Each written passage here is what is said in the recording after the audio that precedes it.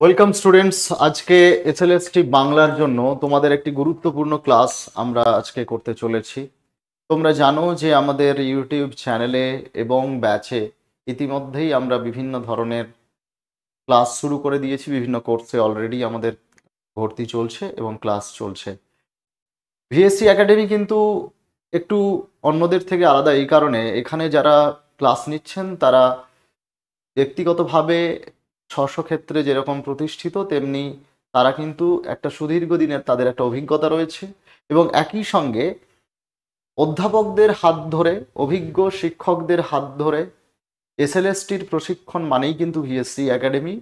আজকে আমরা সেই রকম আমাদের সঙ্গে পেয়ে গেছি অধ্যাপক ডক্টর প্রতাপ ব্যাপারী স্যারকে। প্রতাপ ব্যাপারী স্যারকে আমি অনুরোধ করব আসার জন্য।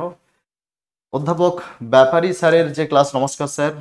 আপনারা জানেন যারা পিএসসির অ্যাসিস্ট্যান্ট মাস্টার এবং মিস্ট্রেসের বাংলার জন্য পড়াশোনা করেছেন এবং যারা প্রস্তুতি নিচ্ছেন তারা ম্যাক্সিমাম জনই স্যারের বইটা পড়েছেন, কারণ পিএসসির জন্য অনবদ্য বই হচ্ছে স্যারের বই। এবং পিএসসি ছাড়াও একাডেমিক অনেক বই তিনি লিখেছেন, প্রচুর বই তার রয়েছে, অনেক বইয়ের কাজও চলছে। স্যারকে আমরা বিগত দিনেও পেয়েছি, বিভিন্ন স্ট্র্যাটেজি নিয়ে আলোচনা হয়েছে, বিভিন্ন ক্লাস হয়েছে। এই ব্যাচটাতে আমরা স্যারকে অনুরোধ করেছি কিছু কিছু ক্লাস নেওয়ার জন্য। তো কিছু কিছু সিলেক্টিভ এরিয়া স্যার অবশ্যই ক্লাস নেবেন। আজকে যে বিষয়টা নিয়ে স্যার আলোচনা করবেন, মূলত চর্যাপদ, সাহিত্যের ইতিহাসের একেবারে প্রথম যে টপিকটা দিয়ে শুরু করতে হয় সেই টপিকটা হচ্ছে চর্যাপদ। এবার টোটাল সাহিত্যের ইতিহাস থেকে 18 থেকে 22টা প্রশ্ন আসবে। এই 18 থেকে 22টা প্রশ্নের জন্য, যেটা আমি গতকাল পডকাস্টে আমি এবং অনন্য স্যার দুজনে আলোচনা করছিলাম, যে সাহিত্যের ইতিহাসে ওই গোছা গোছা নোট পড়লে কিন্তু হবে না। কারণ এসএলএসটিতে যে ধরনের প্রশ্ন করা হয় নেট সেটে কিন্তু ওই ধরনের প্রশ্ন করা হয় না। এসএলএসটিতে প্রশ্ন করা হয় একেবারে, যেটা অনন্য স্যার এবং আমি গতকাল আলোচনা করছিলাম, যে একটা মিনিংফুল প্রশ্ন করা হয়। সেখানে কিন্তু নেটে যেরকম একটু ঠকানোর প্রশ্ন করা হয়, একটুখানি ঘুরিয়ে পেঁচিয়ে প্রশ্ন করা হয়, এখানে কিন্তু সেটা করা হবে না। এখানে একদম স্ট্রেট ফরওয়ার্ড প্রশ্ন করা হবে। এবং সব থেকে যেটা বড় ব্যাপার, যেহেতু এবারে কম্পিটিশন অনেক বেশি, কেবলমাত্র ইনফরমেশন বা ডেটা ভিত্তিক প্রশ্ন কিন্তু আসবে না। এখানে কিছু প্রশ্ন আসবে অনলাইন পড়ে চলে যাব এরকম একটা ধারণা অনেকের মধ্যে রয়েছে, যে অনলাইনার এমসিকিউ পরীক্ষা হবে, সুতরাং অনেক ইনফরমেশন এবং অনলাইনার পড়ে চলে যাব, তাহলে পাস করে যাব। এই জিনিসটা কিন্তু এবারে হওয়ার সম্ভাবনা খুবই কম। অনলাইনার ইনফরমেটিভ পড়াশোনা সেটা তো কাজে লাগবেই, কিন্তু কিছু কিছু প্রশ্ন আসবে কনসেপচুয়াল, এবং সেই কনসেপচুয়াল প্রশ্নগুলো ঠিক কোন জায়গা থেকে আসতে পারে, যেটা আমরা পিএসসির অ্যাসিস্ট্যান্ট মাস্টার মিস্ট্রেস কিংবা প্রফেসরের যে নিয়োগ হয়, যেটা অ্যাসিস্ট্যান্ট প্রফেসরের নিয়োগ, যেটাতে স্যার যে পরীক্ষাটা কোয়ালিফাই করেছেন এবং যেটা এখন তিনি বর্তমান একটি গভর্নমেন্ট কলেজে পড়াচ্ছেন, সেই পরীক্ষায় যে ধরনের সাহিত্যের ইতিহাস আসে, এসএলএসটিতেও কিন্তু ঠিক সেই ধরনের মিনিংফুল প্রশ্ন আসবে। তার কারণ হচ্ছে এসএলএসটিতে এবং পিএসসি অ্যাসিস্ট্যান্ট মাস্টার এবং মিস্ট্রেসের সাহিত্যের ইতিহাসে প্রশ্ন করার ধরনটা কিন্তু প্রায় একই রকম। যে কারণে আমি স্যারকে অনুরোধ করেছিলাম যে সাহিত্যের ইতিহাসের এই পার্টিকুলার জায়গাতে ঠিক কোন কোন জায়গাটা পড়বে। এবং সাহিত্যের ইতিহাসের মেটেরিয়ালসের মধ্যে একটা সব থেকে বড় যেটা সমস্যা থাকে, সেটা হচ্ছে তথ্যের অনেক ভুলভ্রান্তি থাকে। বাজারে প্রচুর পরিমাণে নোট বই রয়েছে, এবং আমরা যখন গ্র্যাজুয়েশনে পড়াশোনা করি তখনও গ্র্যাজুয়েশনেরও কিন্তু দেখা যায় যে প্রচুর নোট বই রয়েছে, কিন্তু কতজন সাহিত্যের ইতিহাসের যে কোথা থেকে পড়া উচিত। সুকুমার সেন অবশ্যই অথেন্টিক বই, এবং এখানে আমরা যে মেটেরিয়ালসটা আপনাদেরকে প্রোভাইড করব সেটা অবশ্যই সুকুমার সেনের বই থেকেই আমরা মেটেরিয়ালসটা প্রোভাইড করব।